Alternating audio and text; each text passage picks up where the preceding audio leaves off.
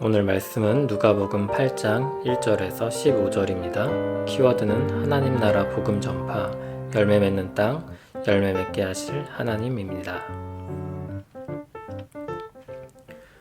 그 후에 예수께서 각 성과 마을에 두루 다니시며 하나님의 나라를 선포하시며 그 복음을 전하실세 12제자가 함께하였고 또한 악귀를 쫓아내심과 병고침을 받은 어떤 여자들 곧 7귀신이 나간 자 막달라인이라 하는 마리아와 헤롯의 청지기 구사의 아내 요한나와 수산나와 다른 여러 여자가 함께하여 자기들의 소유로 그들을 섬기더라.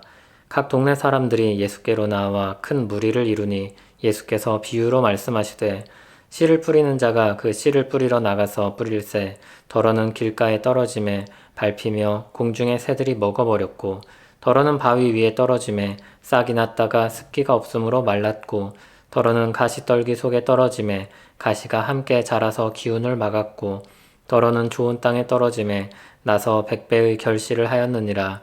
이 말씀을 하시고 외치시되 들을 귀 있는 자는 들을지어다.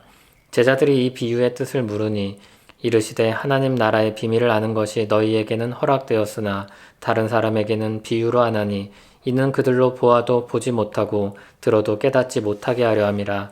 이 비유는 이러하니라. 씨는 하나님의 말씀이요 길가에 있다는 것은 말씀을 들은 자이니 이에 마귀가 가서 그들이 믿어 구원을 얻지 못하게 하려고 말씀을 그 마음에서 빼앗는 것이요 바위 위에 있다는 것은 말씀을 들을 때 기쁨으로 받으나 뿌리가 없어 잠깐 믿다가 시련을 당할 때 배반하는 자요 가시떨기에 떨어졌다는 것은 말씀을 들은 자이나 지내는 중 이생의 염려와 재물과 향락에 기운이 막혀 온전히 결실하지 못하는 자요 좋은 땅에 있다는 것은 착하고 좋은 마음으로 말씀을 듣고 지키어 인내로 결실하는 자니라.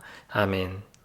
예수님이 12제자와 함께 하나님 나라 복음을 선포하셨습니다. 그리고 여러 여자들이 함께 하였는데 그 중에는 7귀신 들렸던 막달라 마리아도 있었고 헤롯의 청지기 아내였던 요한나도 있었습니다.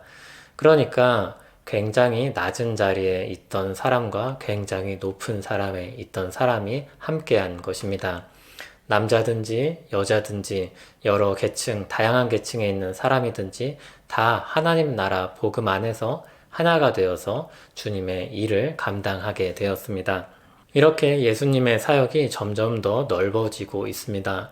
그런데 하나님의 말씀이 여러 지역으로 많은 사람들에게 전파되고 있는데 듣는 사람이 있고 듣지 않는 사람이 있는 것입니다. 제자들 사이에서는 궁금증이 일었을 것입니다. 왜 이 능력의 하나님 나라 복음이 어떤 사람에게는 결실을 맺고 어떤 사람에게는 결실을 맺지 못하는가? 예수님께서 이에 대한 대답을 주십니다. 비유로 말씀을 하십니다. 4가지 땅의 비유입니다. 어떤 사람이 씨를 뿌립니다. 그런데 4가지 땅에 떨어집니다. 길가에 떨어지기도 합니다. 바위 위에 떨어지기도 합니다. 가시떨기 속에 떨어지기도 합니다. 좋은 땅 위에 떨어지기도 합니다. 결실을 맺는 땅은 한 가지입니다. 좋은 땅입니다. 예수님께서 이 비유를 설명해 주십니다. 뿌려진 씨는 하나님의 말씀입니다. 땅은 그 말씀을 듣는 사람들입니다. 말씀이 결실을 맺지 못하는 것은 그 땅에 여러 가지 방해 요인들이 있기 때문입니다. 그럼에도 결실을 맺는 좋은 땅이 있습니다. 그 땅은 100배의 결실을 맺게 될 것입니다. 무엇이 말씀을 가로막을까요? 결실 맺는 것을 가로막을까요? 첫 번째 요인은 마귀의 회방입니다. 길가에 떨어진 씨를 새들이 먹어버리듯이 말씀이 선포되고 들려질 때 마귀는 그것을 빼앗기 위해서 방해를 합니다. 두 번째 요인은 피상적인 믿음입니다. 바위 위, 즉 겉으로 보기에 흙이 얇게 쌓여 있지만 실상은 씨가 뿌리 내릴 수 없는 바위 위입니다. 믿음이 있는 듯하나 실상은 믿음이 없는 경우입니다. 세 번째 요인은 이생의 염려와 재물과 향락에 막힌 것입니다. 가시떨기처럼 세상에는 염려할 일도 많고 유혹되는 일도 많습니다. 말씀이 자리할 곳이 없도록 만드는 것들입니다. 그런데도 좋은 땅은 오랜 시간에 걸쳐서 싹을 내고 줄기를 내고 열매를 맺습니다. 예수 그리스도 안에 있는 사람들은 모두 좋은 땅입니다. 그들은 시간의 차이와 정도의 차이가 있겠지만 모두 예수 그리스도 안에서 결실할 것입니다. 그러나 결실을 맺기 전까지 우리는 때로는 돌밭 같고 때로는 가시떨기와 같을 것입니다. 좋은 땅에도 나쁜 기후가 찾아올 때가 있습니다. 예수님께서는 말씀을 듣고 지켰다고 하십니다. 그리고 인내로 결실했다고 하셨습니다. 자라야 하는 시간과 수고가 필요한 것이죠. 하나님은 그렇게 믿음으로 말씀을 붙잡는 사람에게 100배의 결실을 약속하십니다. 누가복음은 다른 복음서와 달리 차등을 두지 않습니다. 다 100배다 이렇게 말하는 것과 같은 느낌입니다. 예수님은 이 가르침을 통해서 왜 하나님 나라 복음이 어떤 사람에게는 결실을 맺고 어떤 사람에게는 결실을 못하는지 이해할 수 있도록 가르쳐 주셨습니다. 그리고 또 한편으로는 믿는 이들을 향해서 인내함으로 결실할 것을 독려하십니다. 말씀을 듣고 지킴으로 인내하는 사람들에게 약속된 결실은 100배입니다.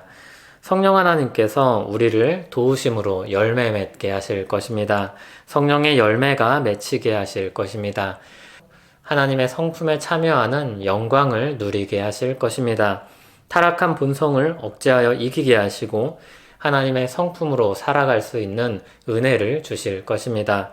우리를 통해 하나님께서 영광 받으실 것입니다. 그리고 우리는 그분께 더 가까이 가게 될 것입니다.